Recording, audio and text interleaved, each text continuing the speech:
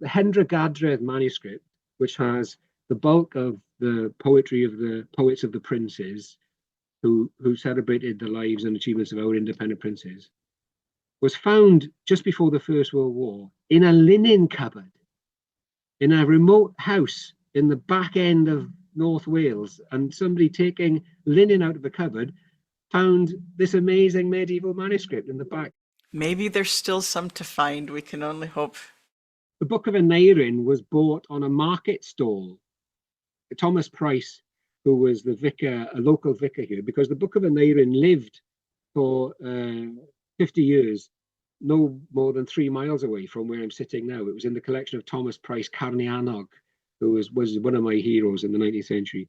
And he bought it in Aberdare, which is where my wife is from, on a market stall. And I have this fantasy of turning up to a market stall somewhere and there being, you know, the lost books of ancient Welsh literature on a market stall. Alas, I don't think it's going to happen somehow. So the interpretation of Taliesin's poetry has had a lot of bearing on the development of certain strands of neopaganism, probably more than a lot of neopagans even realize. Lots of Druid orders make use of it to some extent, but a lot of that is because of Robert Graves' treatment of the Battle of the Trees and his whole Celtic tree calendar thing. Can you talk a bit about that and what might be problematic with it? I've just been rereading Robert Graves, funny enough, the completed poems, because it's so difficult to follow his poetic career otherwise. Yes, of course, he fell in love with, his father was was Irish ascendancy. And so Robert Graves says that he always had Celtic stories in his father's library, and he always loved Northwest Wales, the area around Harlech, and some of his stories and poems are set up there. One of the reasons why he joined the Royal Welsh Fusiliers in the First World War. And his treatment of the Battle of the Trees is problematic, I suppose, on one level, if we believe that what he's writing in the White Goddess is history, is academic, is an actual learned tract on the history of the muse or whatever. But he never says that that's what it is. He says this is a poetic history. The White Goddess is a poem. The whole book is a poem, but he drew several very important things out of the Welsh material. Now, in his collected poems, there are two versions of his treatment of the Battle of the Trees. And actually, when you go through it, I mean, basically, as Gwilym Morris Baird says, he took the translations, those Victorian translations that he was dealing with, he kind of chopped them up and he put them back together again, and he made a poem that he was happy with. And if you take the same lines back to the Welsh, of course, it doesn't make any sense because the lines are from, they don't rhyme, they don't work. And when you go back to some of his other versions, actually, they're not that bad. He doesn't do, there's a version in there which is quite close to the material that's in the translations that he had dealing with at the time. And I think what he did with that, inspired by that, was produce another poem, another different poem, which worked for him and his Owein, his muse, and which also directly goes into people's hearts and still does. And actually, it's not an easy book to read, The White Goddess. And the actual discussion of the goddess, the White Goddess, the eponymous White Goddess, is quite limited within it. What I would like to see is people who read the White Goddess and are inspired by it to go back to the original material and go back to the Battle of the Trees and have a fresh look at it, which is one of the things that's happened really with the translations that I've done, and particularly with the British Druid Order. They've gone back then and used that material in their bardic course, looking afresh at the Battle of the Trees, because it's a crazy poem as it is, without anything else happening with it. It doesn't need Robert Graves to chop it up and stick it back together, does it, to make it a crazy poem? Because it is it's nuts. So it seems like then that having a good translation of the poems is important. But could could Welsh speakers always understand these poems, or are they too old to be accessible to the average Welsh person? The main problem that a modern Welsh reader has with reading poetry from the Book of Taliesin is the orthography, is how it's written, how it's spelt. Once you put it into modern Welsh orthography with the same letters as modern Welsh, then people can get the gist, certainly. The problem arises really because medieval Welsh poetry is very compressed. The language is compressed so that you don't, quite often there are no verbs. There'll be a string of images, there'll be a string of nouns and adjectives, and there won't be a verb. And you're supposed to infer the verb. And so that means that there's a lot left to the readers, or the listener, as it would have been originally, response. So, for instance, there's a series of famous Gnostic poems, nature poems, incorporated in the poems of Llwyfein, which are to do with winter, and they would start Lle Mawel Llwmbrin, which literally means sharp wind, bare hill. But that's all it says. So, of course, you then put in the wind is sharp, the hill is bare, and that's the compression of the poetry, really. Once you get used to that, I think with the formal bardic poetry of the late 12th, early 13th century, the Gweith, the poets of the princes, the court poets, they are deliberately making it as arcane as they can. I mean, there's a joke. There are not many jokes in medieval Welsh literature, but there is a joke in the Dream of Rhonabwy when the poets are singing the praises of Arthur, which says that no one could understand what the hell it was about, except that it was a poem in praise of Arthur. So the actual formal court poetry, I think, would have always presented a challenge, and it did at the time. And yet we have these pretty problematic early translations. So what accounts for that? We understand Middle Welsh much better now than we used to. And particularly over the last 15, 20, 25 years, people have worked a lot on the language. And that's had two effects, one positive, one to my way, not so positive. But it means that our understanding of how medieval Welsh works is much clearer now than it used to be. People like Simon Rodway, Isaac, John Cook, Patrick Sims Williams, it's much easier, and it's much easier to get hold of a really sensible, well-written guide to how Middle Welsh works than it ever was before, particularly with the verbs, the way the verbs worked. And there are lots of very strange verb endings in medieval Welsh, which are now much, much clearer. One of the things that's also come out of that is the fact, of course, that whereas we used to think that things were much older than they are. So we would have said, when I was a lad, we would have said, oh, Cilwch Owein, circa 1100. Simon Rodway would probably say, oh no, it's actually closer to circa 1200, isn't it?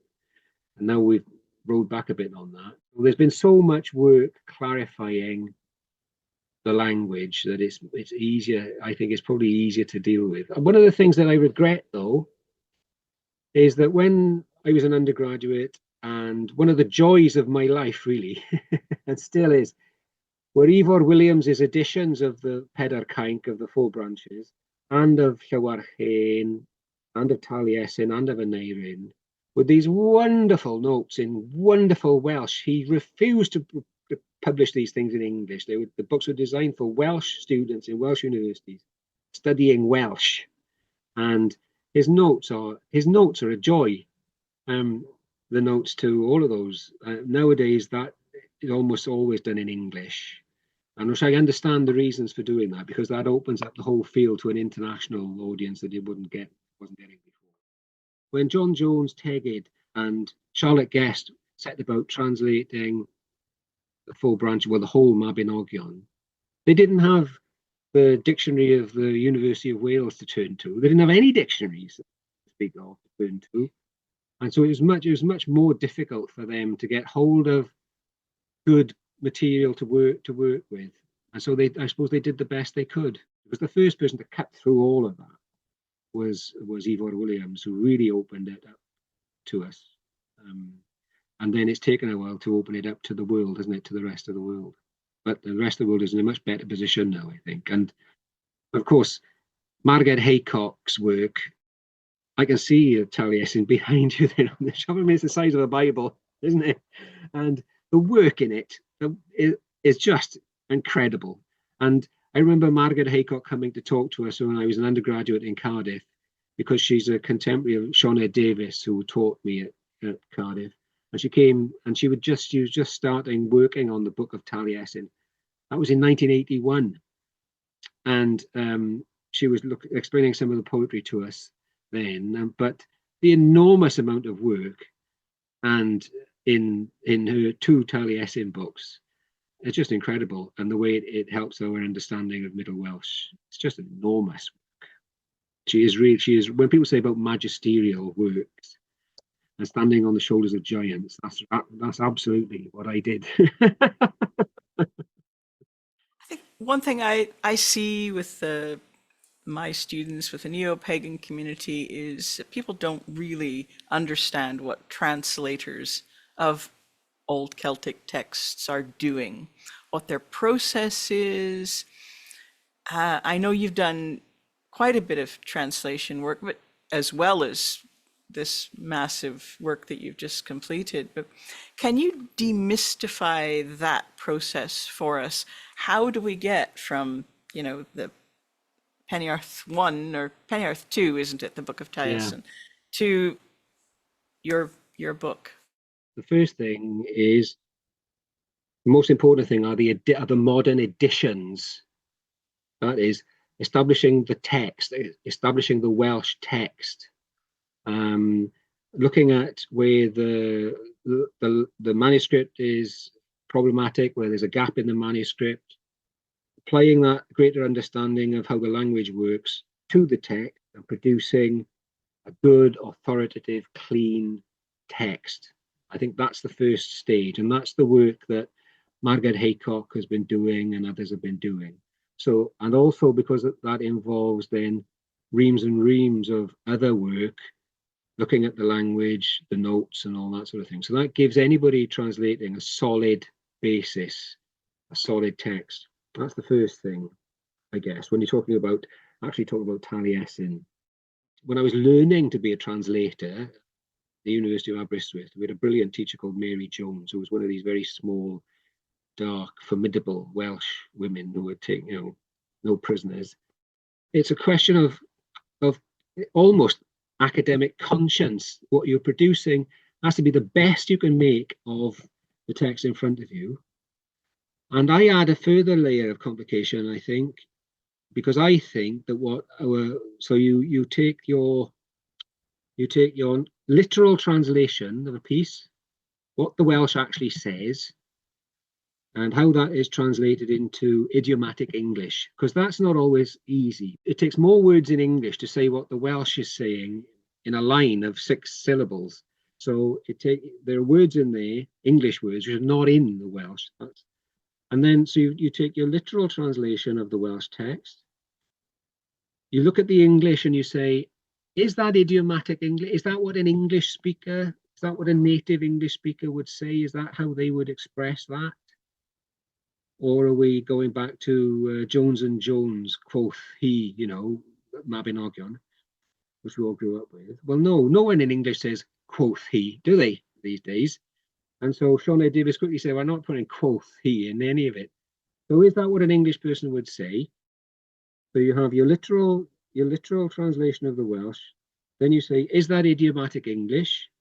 And if it's not, what would the idiomatic English be, which expresses the same meaning? There's that.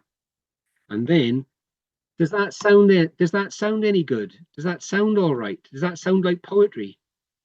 And sometimes it does, sometimes it doesn't. And without doing too much damage to the original, what I set about trying to do was to make the translations flow as if they were poems, which is what they are, I guess. And then you go back again to the beginning. So you've gone through now 4 stages. Now you've got an idiomatic English translation. Then you've got what we could call a literary translation. You take that and then you go back to the Welsh and say, have I done any violence to the Welsh? in the process in between? Or am I happy that this, what I now consider to be a piece of literary English, is that still what the Welsh says and means? And does it still also retain the character of the Welsh at the beginning? And if you think, oh yes, it does, or no, it doesn't, you start over again. So I think that from the way that I work, those are the kind of 4 stages. What Margaret Haycock is producing is a literal translation of the Welsh, modified so that it's idiomatic in English. So the first 2 stages are done. And then you're looking at how do we then get that to a literary version, and how does that flow, and how does that work, and how much of Margaret Haycock is in it, and by the time we finish, how much of Frank Olding is in it. And I have to say that Margaret Haycock was incredibly generous in her help, and when I was doing this work, and I was really, really worried about getting to the end of going through the Taliesin poems and thinking, well, you know, I've just plagiarized Margaret Haycock. This is Margaret Haycock kind of tweaked. And when I sent her the typescript, amazingly, she said, "Oh, I trust you to do the decent thing." I was very honoured by that, but also extremely worried because now what if I don't do the decent thing? Does that make sense? It does indeed. And yeah, I had a pretty good idea of that, but I liked your description of those last few stages of getting it idiomatic enough for your target language, for the English speakers, without doing violence to the Welsh. Yes, it's so important, and going back and cross-checking and seeing how the Welsh compares. That was very important. You must have had to make, as you've said, some choices when you're translating, especially when you're translating something like Preiddeu Annwfn or The Battle of the Trees. You've got to make choices. Are you able to maybe give us an example of where a choice has to be made?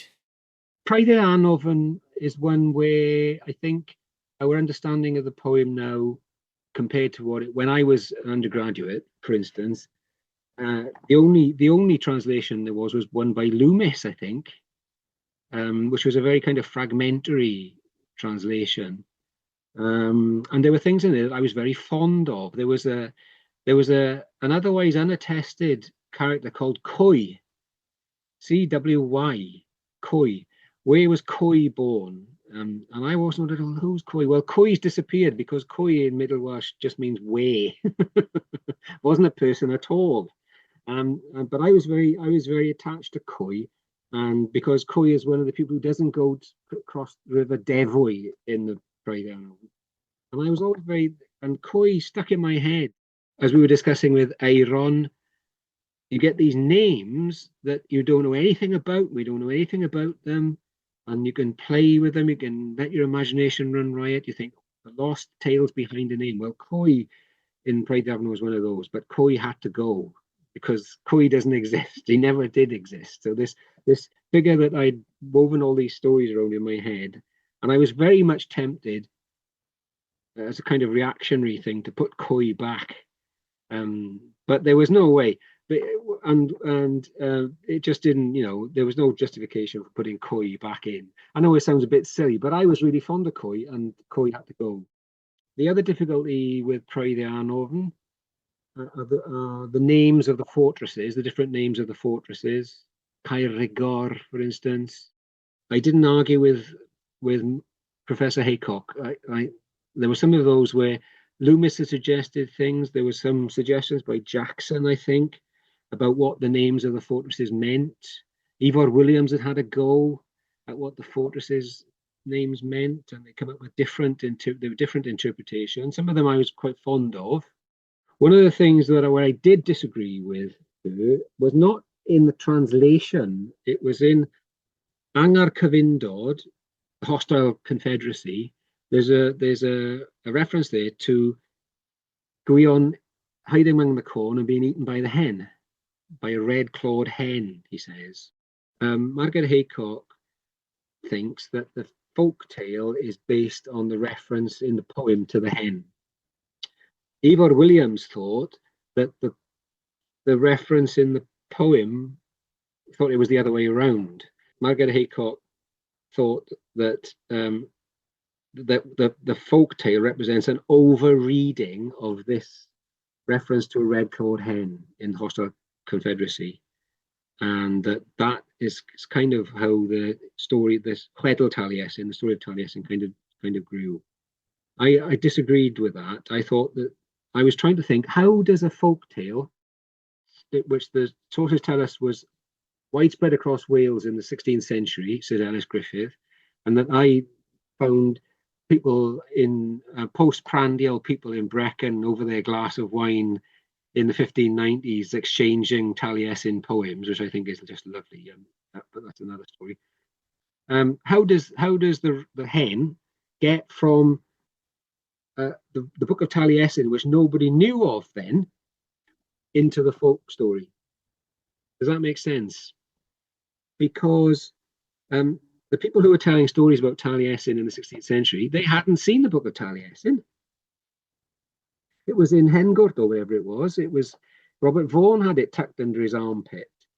So what that says to me is that both the references in the book of Taliesin to the hen eating gwion and the folk tale of the hen eating gwion, they have to come from a common source, not the one from the other. And that was one of the few places where I was brave enough to say in the book that I disagreed with Professor Haycock.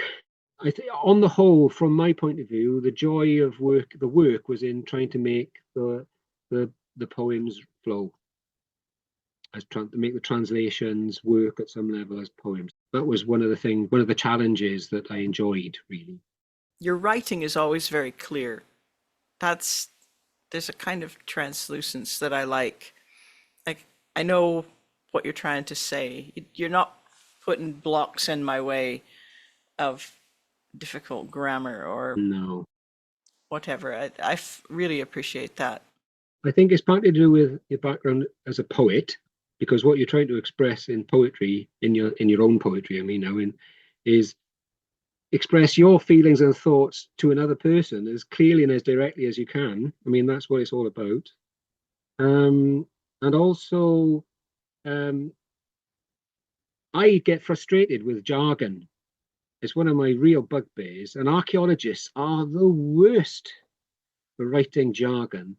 And I think that it's a duty, if you're an archaeologist or whatever you're doing, if you're explaining to people, you have a duty to explain it as clearly and directly as you can. And that does not imply that it's easy or it's not complex, but there's no need for the language to be difficult in explaining even a difficult concept. So we hear a lot about translators in the Victorian period, in the 19th century, Whitley Stokes or Charlotte Guest, leaving things out due to a sense of propriety of the period or that kind of thing. But should we be worried about modern translators of Celtic texts leaving things out? I know some pagans worry that academic translators might do that, or they might be batting for the Christian side. Are we past that now, or what do you think? I think we probably are past it. I think it was a real issue until, I guess, the current generation of academics, and that reflects, I think, the social changes that have happened in Wales over the last 50 years or so. The power of nonconformity, of Protestant nonconformity, is much less now than it was. I mean, all of those academics, Ivor Williams, they were all nonconformist believers. They were all Christians. I think there was an element. I mean, Ivor Williams says that he couldn't see any. I got a quote here in the history, in the story of Taliesin, that he could not see any mysticism, semi-mysticism, or demi-semi-mysticism in the story of Taliesin, which I think is patently an overstatement. I think there were two things at work. This has been discussed really well by Marianne Constantine in her article on the battle for the Battle of the Trees. The fact that everybody in academia in Wales virtually were Protestant nonconformists, so that obviously colours the way they look at things. There was also the issue about the hangover from YOLO. People were paranoid about the effect that YOLO had had. So there was definitely, in some ways, a reluctance to deal with those aspects of that are pagan in the Welsh tradition, in the bardic tradition, and in the old, and which is one of the things that Gwilym Morris Baird has looked at, is putting that pagan element back there, which had been covered up. I think that recently that's changed a lot. I don't think anybody is doing that now, on me. So I think pagans don't need to worry that people are batting for the other side too much these days. It was an issue, it certainly was an issue in the past, but I don't think it's anywhere near much now. Coming back to your book, the Taliesin Sourcebook, you didn't just include poems from the Book of Taliesin. So what else did you include, and why did you include it? I thought I wanted to give people a chance to address all the sources for the Taliesin story, for the persona of Taliesin, the poetry, but also the prose tales, and also other material which I thought would help. So I included, for instance, there's the reference in the Historia Brittonum to the poets, the early 5 poets, to put it into some kind of context. I've put in Gwarchan Maelderw, the Song of Maelderw from the Book of Nairin for completeness. There's also 2 poems from the Black Book of Carmarthen, Myrddin and Taliesin and Ignach, and also I put in Armes Prydain. And then there are bits as well from the 4 branches from Culhwch and Olwen, and then there are translations of the early modern prose tale. And by the time I got so far in that I translated the poetry, I was thinking, well, what I would really like is for someone who was an interest in Taliesin to have all the relevant sources in one affordable book, if that's what they want to do. You can have a reliable guide to the sources, because one of the things that I think Neopagan community readers are loath to do quite often is to go back to the actual sources. People quite often are more comfortable reading about them, aren't they, than reading them, than reading the sources. And what I was hoping to do was to give somebody all the material they need to make a fresh interpretation, completely new interpretation, whatever the interpretation is, but they've got the material at hand which helps them to do that. Yes, it's funny, isn't it, that I find that people will read a quite a thick book by a Neopagan author with all their ideas and their interpretation, and this is what you should do, and that's valuable. But I'll say to them, well, why don't you go back and read an original text? And it's maybe 3,000-4,000 words, and they're, oh, it's too hard. I think people are daunted, aren't they? Because there are so many doubts in their mind. Is this a good translation, for instance? And one of the things I was hoping that the book would be to allow someone to do that quite easily. And I was very heartened by there was a review in a pagan magazine this week of the book, and the reviewer said that they would normally have been daunted by going back to the sources. They would normally that would be a thing that they would find difficult to undertake. But they read the introduction to the book and it set them at their ease, and then they read the book. And that's exactly what I was hoping for. I was thinking, well, that was really pleasing, because there was a person who had done what I was hoping they would do, which would be to read the introduction, which I made as short, as succinct, and as clear as I could, and that would lead them into the actual text. So for one person at least, that's actually work. But people are loath. I guess going to the sources is a bit daunting. Yes. So we should make it as easy as we can, shouldn't we? I guess that's what we do.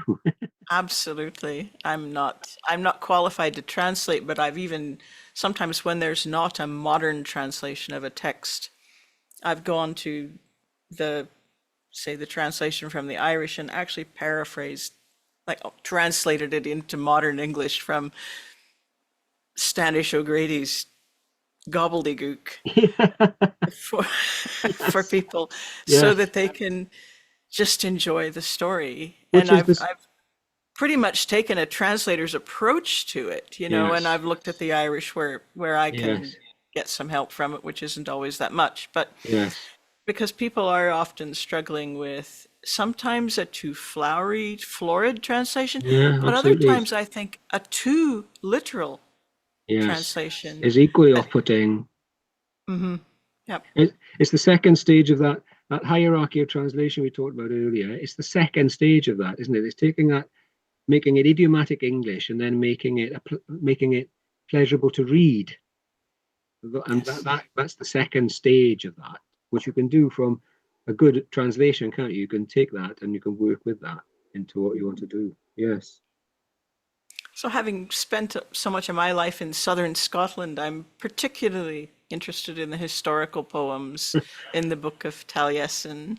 So, I was really pleased when you mentioned that you'd like to read a couple of them.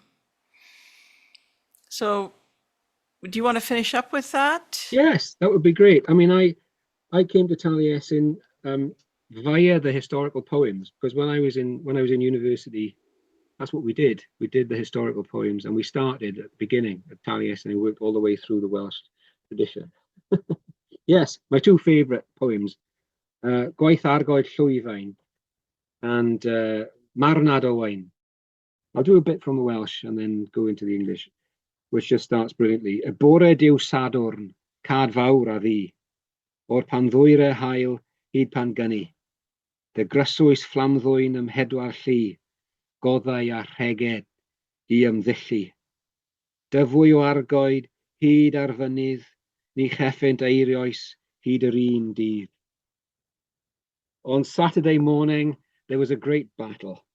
From when the sun rose until it set, Flame Bearer attacked in 4 war bands, with Goddau and Rheged mustering, gathering from Argoed to Arfynydd. They could not delay so much as a day. Flame Bearer called out, the great swaggering oath, have the hostages been given up? Are they ready? Owain answered, the scourge of the Eastlands. They will not be given up. They are not ready. And a whelp of Coil would be hard pressed indeed before he gave up any man as hostage. Irian called out, the Lord Verechwydd, if they would parley now for our kinsfolk, let us raise our rampart high on the mountain and carry our shields over the shield rim. Let us raise our spears overhead, men, and charge Flame Bearer amidst his army and cut him down and all his following. And before Argoed Llwyfein, there was many a corpse. Ravens reddened with the blood of warriors, and the men charged with their chieftain. For a whole year, I will sing of their triumph. Just a splendid. Preiddeu Sadwrn, cad fawr a ddi. On Saturday morning, there was a great battle. Wonderful. And then Marwnad Owein, because Owain is the youngster in the poems. In the poems, he always reminds me of Uncas in the Last of the Mohicans. Owain, the son of Irian, he's the young hero, and this is his death song. Enaid Owain ab Irian, gobwylled y reen o'i raid. Rheged idd a'i cudd tromlas, nid oedd fas I cywyddau. Isgell cerglid clod fawr, esgyll gawr gwaiwawr llyfaid. Cynni cheffyr cystedlydd, I idd llywenydd, llathraid. The soul of Owain, son of Irian, may the Lord consider its need. The Prince of Rheged, the heavy green earth hides him. No shallow thing was praising him in song. In his grave is the warrior renowned in song, great his fame. His whetted spears flashed like wings of dawn. None is the equal of the Lord of resplendent Llwyfenydd, reaper and seizer of enemies, of the same undaunted spirit as his father and grandfather. When Owain killed the Flame Bearer, it was no more than sleeping. The wide hosts of England sleep with daylight in their eyes, and those that had not fled were braver than were wise. Owain punished them furiously, like a wolf pack harrying sheep. This splendid man, in his iridescent armour, gave horses to supplicants. Though he gathered wealth like a miser, he shared it out freely for the sake of his soul, the soul of Owain, son of Urien. Cysgyd Lloegr llydan nifer, a llaifer yn ei llygaid, a rhain I ffowyd hiach oeddyn no rhaid. It's just Marwnad Owein. That's one of my favorites. My favorite, I think. Yes, one of my favorites too. There's some great juxtapositions of imagery from one line to the next in a couple of places there. There's so the line I cudd tromlas. There's a phrase there. Rheged Idd, I cudd tromlas. The Lord of Rheged, and the heavy turf covers him. But in the Welsh, I cudd tromlas. They're just so compressed and just so wonderful. It's yes, but if I had to choose, Marwnad Owein would be the one. I think a lot of people feel like that. That seems to be a real favorite. So I could just talk to you all day, but I realize that it's getting on, especially where you are. So I just want to thank you again for taking the time to share your thoughts and your poetry with us. You're For very welcome. people who are now going to rush out and buy this book, the Taliesin Sourcebook is published by Green Magic Publishing in the UK, and it's available from Amazon and other sellers. You can even get an ebook, and I think you can get that pretty much anywhere that you can access such things. Do you have any other thoughts about where people should pick the book up? I think here it's easier to go to Green Magic. They can send it directly. I'll put a link to their website in the notes so Thank that you. people can find it.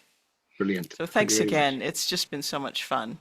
Thank you very much for the opportunity. I was pretty daunted myself, but it's been very pleasurable. Thank you very much for setting me at my ease. You're a very kind host. Thank you very much. Oh, my pleasure. If you're enjoying this series, why not take one of my online classes? There's almost always something on offer. Some classes have tiered pay what you can pricing, and there are usually a few scholarships available for the more expensive classes.